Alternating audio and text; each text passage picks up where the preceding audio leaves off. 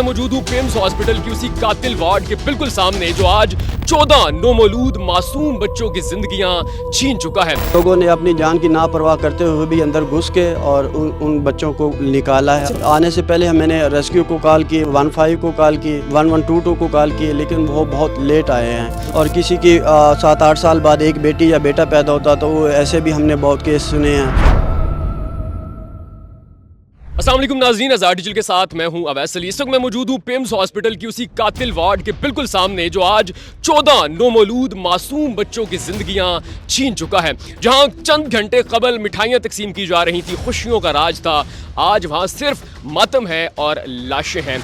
6 से 7 के दरमियान आग लगती है और उसके बाद क्या सूरत हाल पेश आती है। मेरे साथ मौजूद हैं एक एनी शाहिद जो इसी हॉस्पिटल के अंदर काम करते हैं, उनकी मिसेज भी इसी वार्ड के अंदर मौजूद थी। उनको किसने कॉल की, क्या सूरत हाल उन्होंने देखी और कितने मरीजों को बचाया, इनसे जानते हैं। ये बताइएगा कि आपको कब कॉल आई और उसके बाद आपने क्या सूरत हाल यहाँ पे देखी? मुझे कोई एग्जैक्ट नहीं पता था, मैंने टाइम तो नहीं देखा, ये समथिंग 6 बजे के राउंड अबाउट था।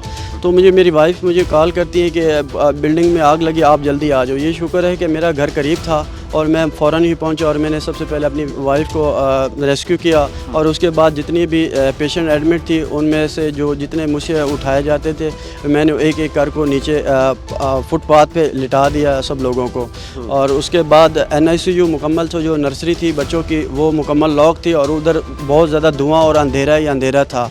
तो वहाँ तक पहुँचना मुश्किल था क्योंकि हर जगह से लॉक लगे हुए, 3-4 जगह थी ऐसी कि जहाँ से मतलब आप जा सकते आसानी, लेकिन वहाँ अनफॉर्चुनेटली वहाँ लॉक लगे हुए थे कि जिस तरह हम गुज़र नहीं सकते थे। तो फिर आपने आने से पहले मैंने रेस्क्यू को कॉल की, 1115 को कॉल की और 1122 को कॉल की, लेकिन वो बहुत लेट आए हैं। तो और वो आए भी हैं, उनके पास ऐसी जदीद टेक्निक जो मशीनरी होती है वो नहीं थी जिससे वो सीढ़ियाँ लगा के अंदर घुस जाएं और जाके प्रेशर से करें। और उनके पास कोई ऑक्सीजन का भी खासा इंतज़ाम नहीं था कि वो जो अंदर जाएं वो धुएं से थोड़ा वो बच के तो बच्चों को बचा लिया जाए। अच्छा ये बताएं, जब यहाँ पे आग लगती है तो इस वार्ड के अंदर कितने बच्चे थे, कितने बच्चों को बचाया जा सका है? बच्चों की कोई मैं एग्जैक्ट तादाद तो नहीं बता सकता कि 20-22 बच्चे थे। उसमें ऐसा भी होता है कि कुछ डिस्चार्ज होते हैं, कुछ बच्चे नए भी एडमिट होते हैं। तो कोई मुझे एग्जैक्ट तो ये है कि एक रफ आइडिया मैं आपको बता सकता हूँ 22 से 25 बच्चे। कैसे बच्चों को बचाया गया? मैंने कुछ खिड़कियाँ टूटी हुई देखी हैं, वो सूरत हाल बताइएगा। और अब बच्चे और लवाकिन कहाँ पे हैं?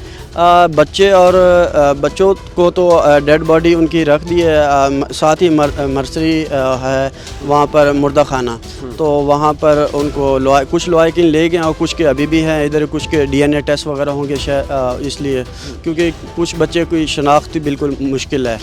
तो जैसे ही आग लगी है तो लोगों ने अपनी तहताप और अमले से मिल के और उन्होंने ऊपर सीढ़ी लगाई और थोड़े से तोड़ा है और अंदर घुसे हैं।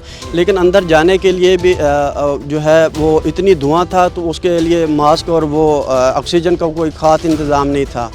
तो फिर भी लोगों ने अपनी जान की नापरवाह करते हुए भी अंदर घुस के और उन बच्चों को निकाला है। बताइए जो टेक्निकल स्टाफ और जो अमला यहाँ पे तैनात था, आग लगती वो यहाँ से भाग गया, इसमें कितनी सच्चाई है? जी बिल्कुल है, जैसे आग लगी है तो अफरा तफरी मची और सारे लोग चीखो चिल्ला रहे थे और सिक्योरिटी गार्ड और सब कुछ जितना भी अमला था और उनको जो फायर ब्रिगेड के एक अपने और गैस सिलेंडर होते हैं तो उनसे वो भी मैंने देखे तो उनसे वो भी नहीं खोले, वो लॉक लगे हुए तो वो लॉक भी उनको नहीं खोलने आ रहे थे।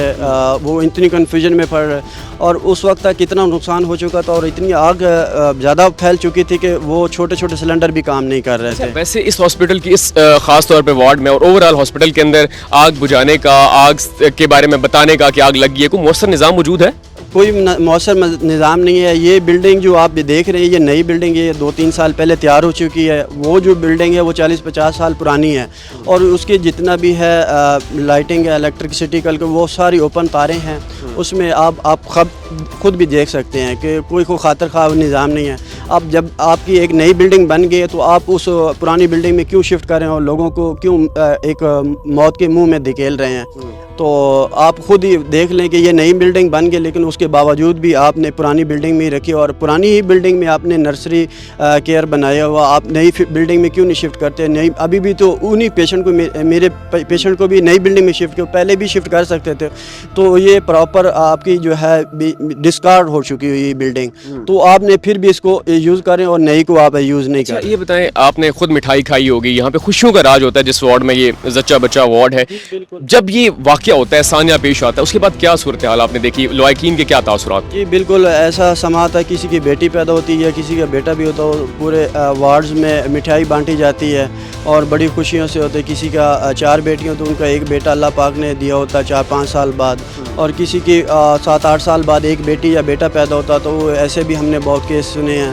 تو مجھے بڑا دکھ ہے کہ ایک پیشنٹ میرے جاننے والے تھے, تو انہوں نے مجھے ریکویسٹ کی کہ ہماری نرسری میں ان کا ایڈمیشن کرا دے. ان کا ایڈمیشن نہیں, ان کو ایک پیدائشی جانڈس ایک بیماری ہوتی ہے وہ تھا, تو اس کی کوئی کنڈیشن ہے, تو وہ بھی بڑی مشکلوں سے میں نے اس کو ایڈمٹ کرایا تھا.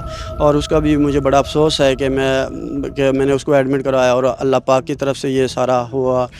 بس اور ان کا انتقال ہو گیا کہ وہ بچی؟ جی وہ بھی انتقال, اور ان کی بھی ڈیڈ باڈی وہ لوائقین لے کے گئے ہیں. تو بڑا میرے ابھی بھی میں اسی سچویشن میں ہوں کہ میں آپ کو بتا نہیں سکتا. تھینک یو سو مچ. ٹھیک ہے, بہت شکریہ. یہ ان کو تھوڑا ٹائم دیجیے.